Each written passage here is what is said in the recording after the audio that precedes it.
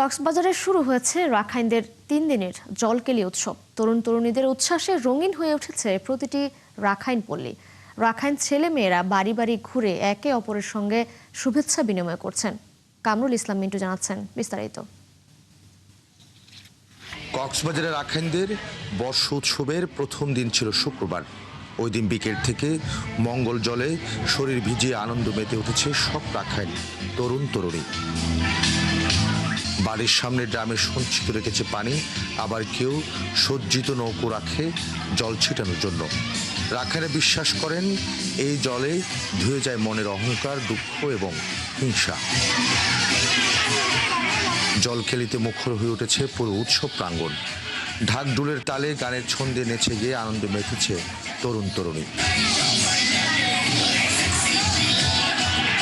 উৎসবের এক প্যান্ডেল থেকে আরেক প্যান্ডেল বিহারে ঘুরে ঘুরে নতুন রাখাইন বর্ষের শুভেচ্ছা বিনিময় করছেন সবাই।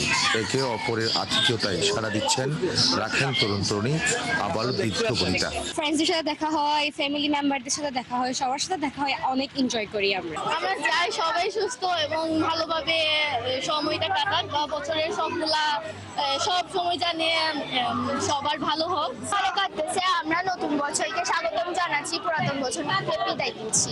আয়োজকরা বলছেন কক্সবাজার জেলার 37টি প্যান্ডেল ও বিহারে জলকেলি উৎসব চলছে। নববর্ষ বিভিন্ন ধর্মের সবাই পালন করে।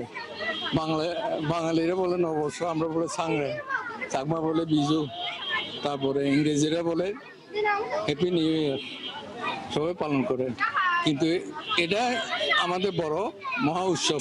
শুধু রাখাইন সম্প্রদায় নয়, কক্সবাজারের এই জলকেলি উৎসবে অংশ নেন ভিন্ন ধর্ম ও সম্প্রদায়ের মানুষও।